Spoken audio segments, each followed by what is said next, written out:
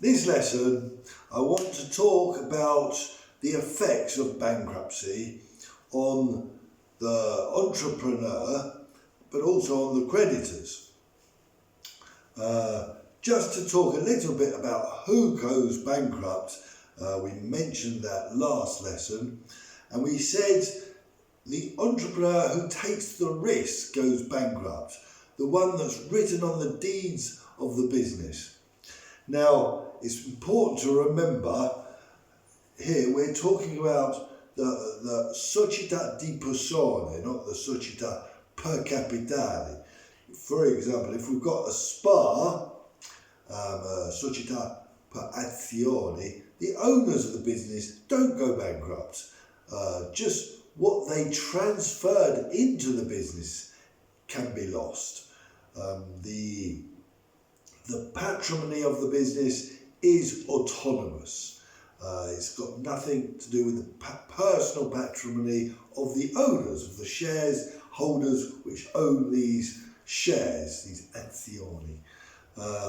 So we can say that when we're talking about who goes bankrupt, we're talking about the società di persone, we're talking about società nel nome collettivo, or the società in accomodati, semplice.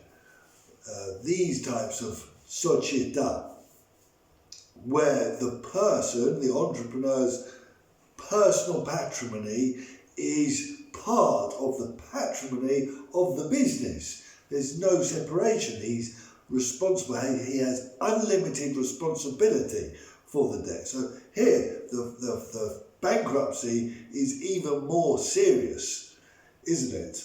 Because we're talking about, and in these cases, if there is a secret owner, someone who has invested in the business and does make decisions and helps to run the business, etc., he will go bankrupt too, even if he's not written down.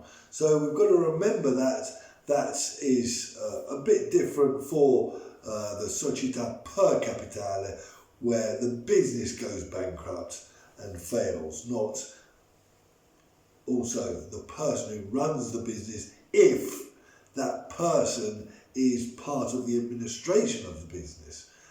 So there is different, it is quite intricate, the rules which govern the who goes bankrupt, and very important too, because obviously bankruptcy is not a good thing for anyone to go through.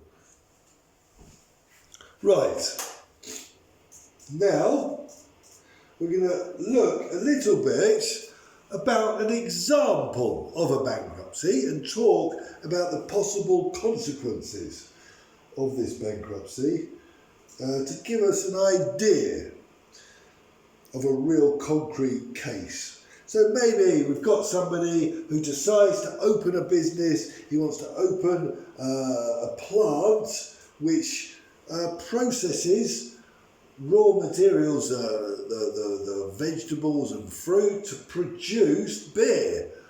He wants to produce beer. He needs to take on some workers. He needs to buy this plant. Maybe contact suppliers to get the raw materials, and then maybe transport services to distribute his products to the customers, which will probably be big wholesalers, grossetti. The creditors could be a bank who needs to buy a plant, probably very expensive, £500,000 loan he needs. And so he goes to the bank to ask for the money, and then obviously he needs some workers and contact all these services to help transform materials and distribute them, the products. Now these will be all creditors. You've got the bank first lending the money, but also the workers Obviously there will be some holiday pay owed, or maybe some TFR, maybe, or maybe, month's wage or even more. Sometimes small businesses that are going badly need to say to the workers, can you accept for 3 months we're not going to be paid, you're not going to be paid.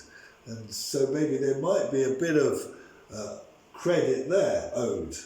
And then you've got the suppliers that bring in the raw materials and maybe provide the services for the transport. So these will all be creditors. Now, who will decide to start the process if, for example, another thing is a friend. Maybe there's a friend that gives him a little loan.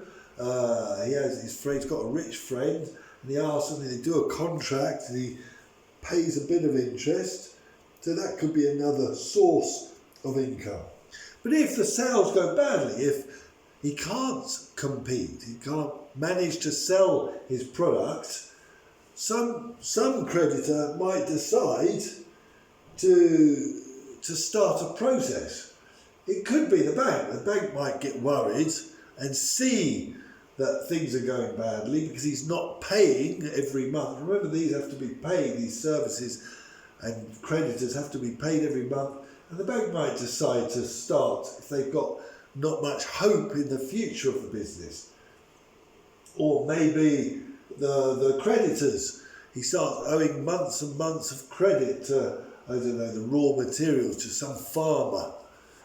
And he might decide, I better start the process before, this guy uses up all the liquidity in the business and there's no money left for me. Normally the workers wouldn't start.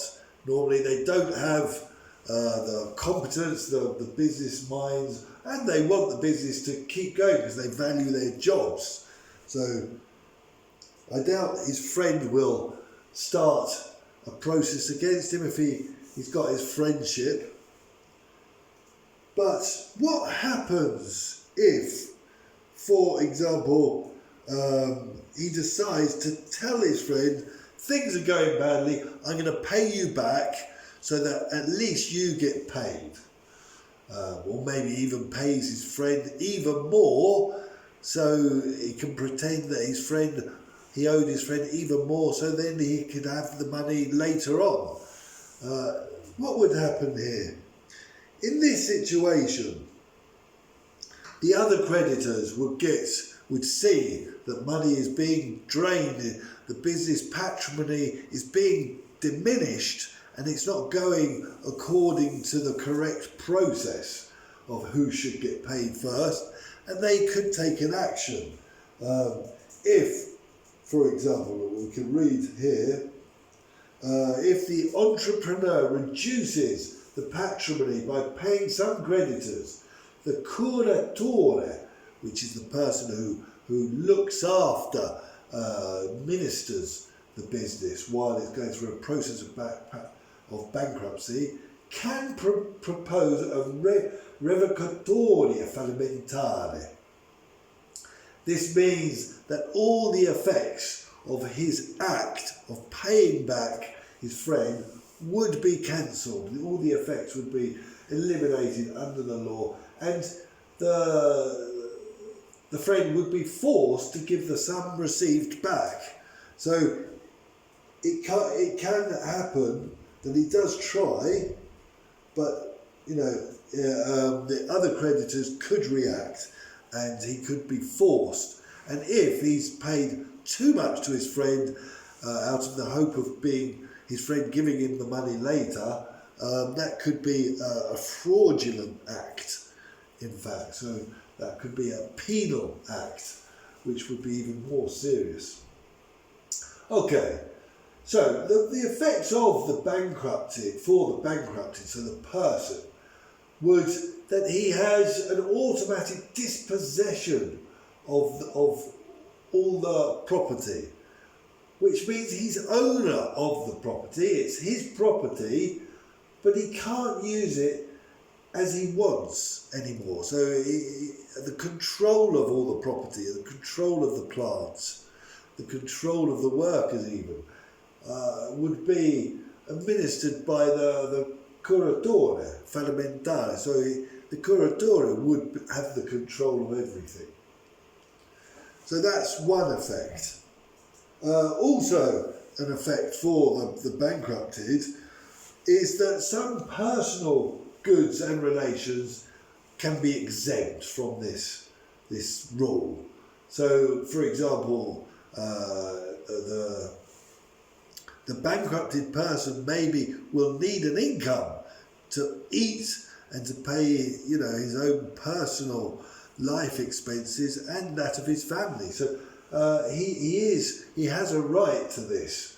Anything for personal maintenance and that of the family of the person is paid by the business. There's a right in the Constitution, in the economic relations of the Constitution, which says, talks a bit about the wage, a dignified wage being paid to workers. And we can see, even in Italy, even the bosses are considered workers and deserve to be able to eat, etc.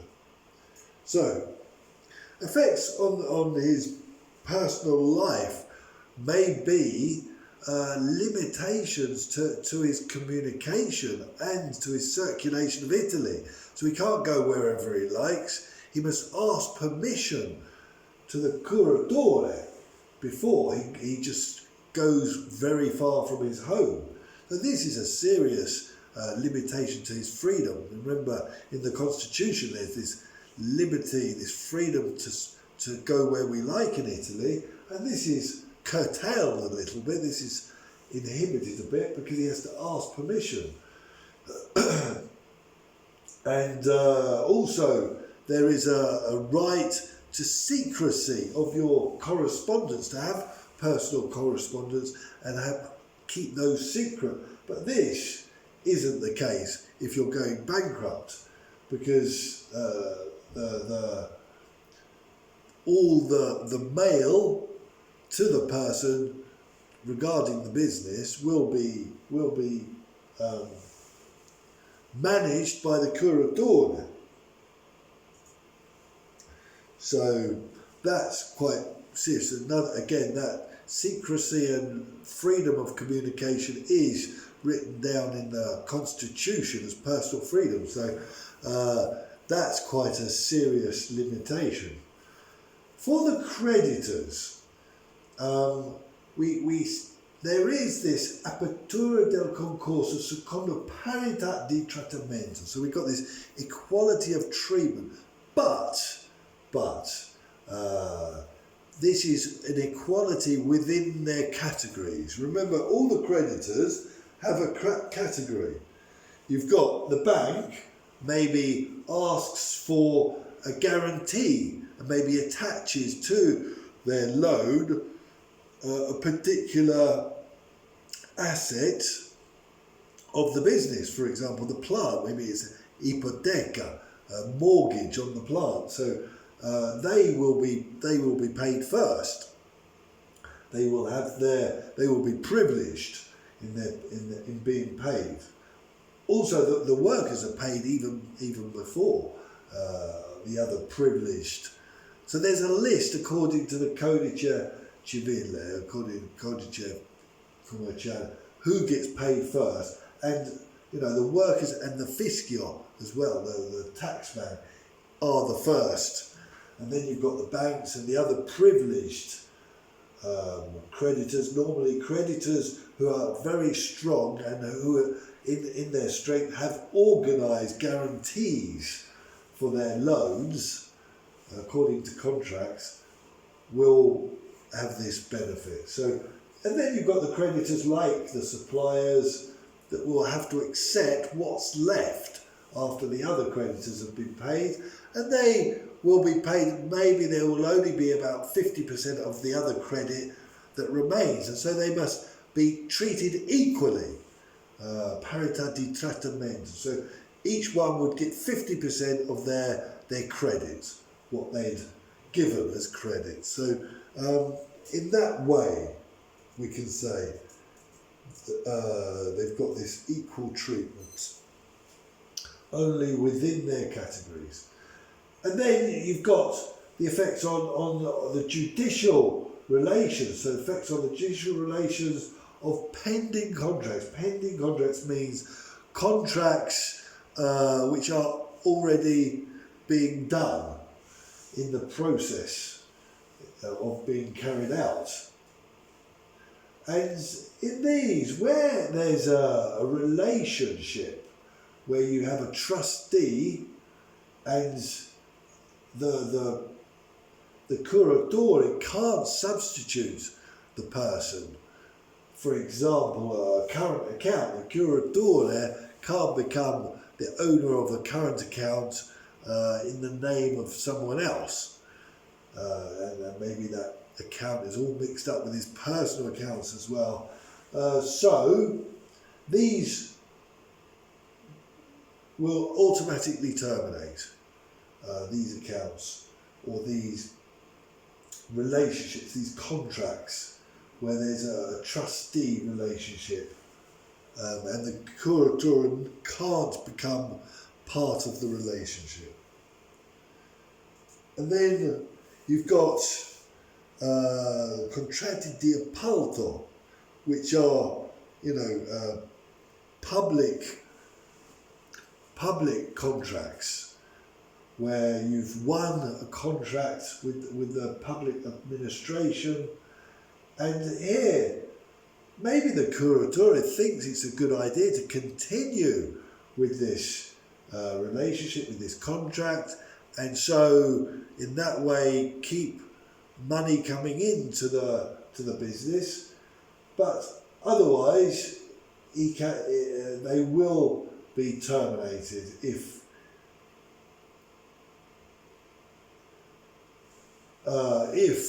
the curatore wants. Okay, and all the contracts need to be decided by the curatore if they're prosecuted or not, if they're carried out or not. Okay.